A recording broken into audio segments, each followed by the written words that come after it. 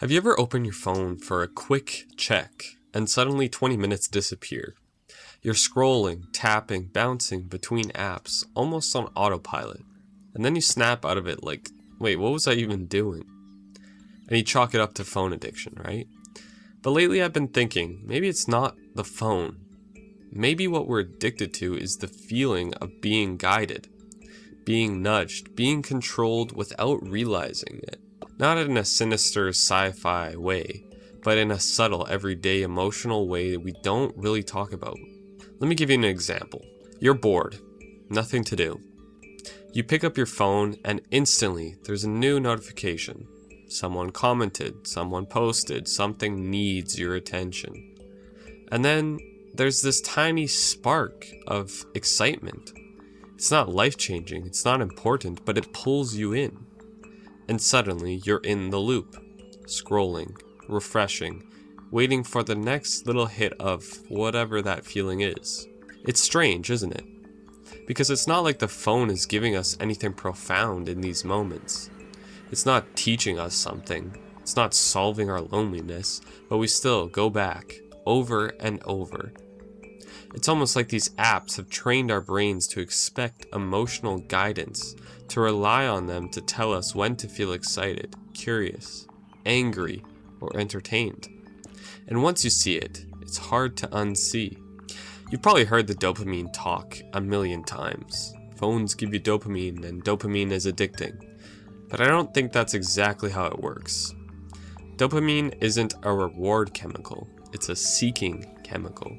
It pushes you to look for the next interesting thing, the next novelty, the next possibility, and our apps know that.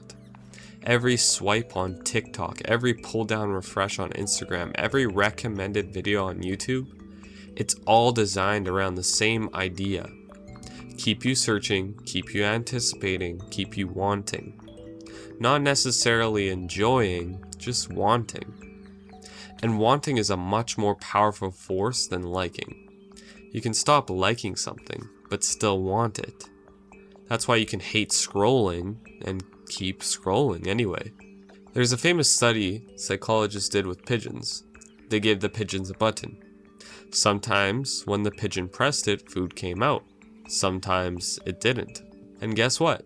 The pigeons who got food only sometimes became obsessed, pressing the button constantly. Because the unpredictability was addictive. Sound familiar? We don't get likes every time we post. We don't get notifications every time we check. We don't find a great video every time we open YouTube. But maybe the next scroll will be good. Maybe the next video will hit. Maybe the next notification will matter. That maybe is what keeps us in the loop. It's not addiction in the chemical sense. It's behavioral conditioning. Like someone tugging on a string and your brain unconsciously following along.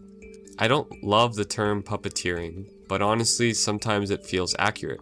Not because someone is sitting behind the screen pulling your strings, but because algorithms have learned your rhythm so well that they know exactly how to guide your emotions.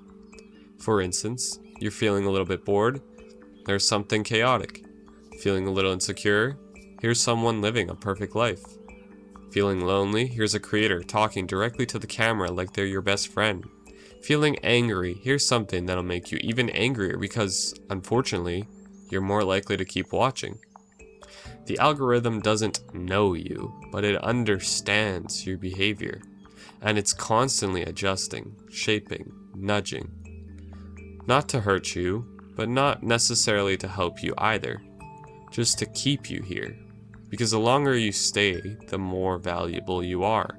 Have you noticed that sometimes nothing feels fun? Nothing feels interesting? Everything feels kind of dull? That's because algorithms are really good at making everything feel too stimulating, too fast, too curated, too rewarding. So when you step away, real life feels quiet. A little too quiet. Not enough noise, not enough novelty, not enough immediate reward. Your brain gets used to constant stimulation, not because you're addicted to content, but because you've become dependent on the structure the algorithm gives you. When to feel excited, when to relax, when to engage, when to react, when to get outraged, when to laugh. It's emotional outsourcing. We start letting the algorithm decide how we feel. And that's where the control part comes in. So here's the twist. I'm not telling you to throw your phone away or delete all your apps or go live in the woods and write poetry by a candle. I mean, unless you want to, then go ahead, by all means. The goal isn't to remove your phone from your life. The goal is to put yourself back in the driver's seat, to stop letting algorithms set your emotional rhythm, to reclaim your natural pace, to choose what you consume instead of reacting to what's fed to you.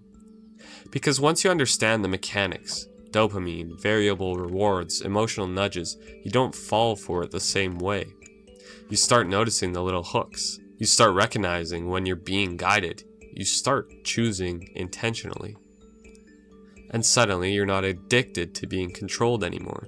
You're simply aware. And awareness, that's the beginning of freedom. So the next time you open your phone and get lost inside of it, don't ask, why am I like this? Ask, how was this designed to make me feel this way? Because you're not broken, you're not weak, you're not addicted to your phone. You've just been conditioned to surrender control, and now you're finally taking it back.